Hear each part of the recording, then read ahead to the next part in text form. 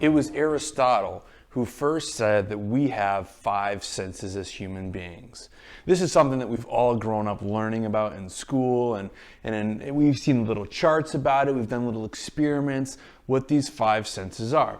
The first one is the sense of sight, that we can see things, right? We can detect color and bright, light and dark, we can detect all kinds of things, our brains can process that, and that's one of the most important senses that we have. Another sense is the sense of sound.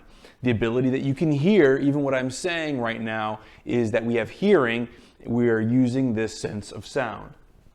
Another one is the sense of touch, that I can touch something, I can feel it, and I know that it's there. That's the third sense. Another one is the sense of smell. When we take a nice deep breath through our nose, we can smell beautiful things like roses and rainy days, or we can smell horrible things as well. The last one that Aristotle talked about was the sense of taste. Now that's being able to use this, our tongue, to be able to taste the foods that we eat. Now there's another misconception within even the sense of taste. This misconception is called like the tongue map. That our tongue has different zones on the tongue that can taste different things like sour and sweet and bitter and saltiness. Sorry to disappoint you, but that's a complete myth. It's an urban legend. In fact, if you take a mouthful of lemon juice and you swig that down, you will feel sour over the entirety of your tongue and mouth. So that one is not true. But the 5 senses, we've grown up hearing this all of our lives. And they even go as far as to make a movie called The Sixth Sense. Oh, could we have a sixth sense? What would that sixth sense be? And maybe it's telepathic, or maybe it's something spooky. Well, in fact, scientists have proven that we have many, many more senses than just 5. We're going to talk about a couple of them right now and see if you agree with this. The first one is the sense of pain. Now this is different from the sense of touch. Touch is I can touch something, I can feel it. But pain is I take a hammer and I whack my hand, and now I'm experiencing pain. It's a different sense processed in a completely different way. Another one is the sense of temperature.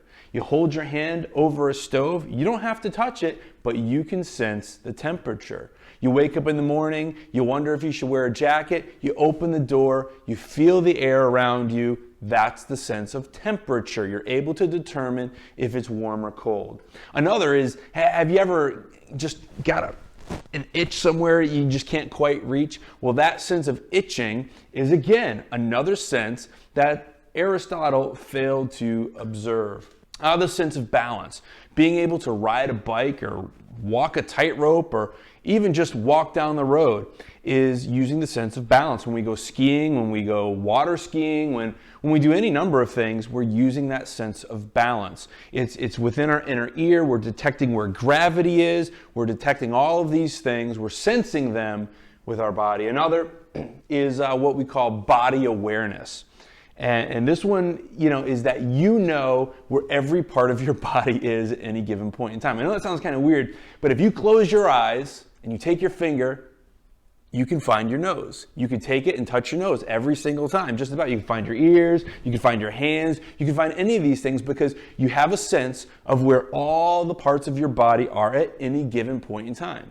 Now, this also becomes very important for things like sports. Catching a ball or swinging a bat or any of these number of things depends on this sense of being able to tell where my body is even when I'm not looking at it at that given point in time. This one is a sense of thirst, right? I mean, when you're thirsty, it goes right along with it, the sense of hunger.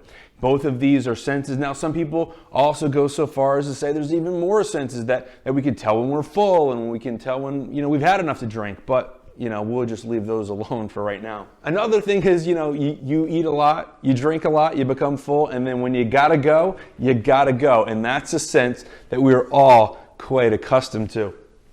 And the last one that I'm going to talk about, all those scientists, they debate there's even more than this. And then we get into internal senses and tensions in muscles and oxygen levels and all kinds of crazy stuff. But it's a sense of time passing. And that's something that, even if you're not looking at your watch constantly, man, if you're in a meeting, you know that some time has been passing.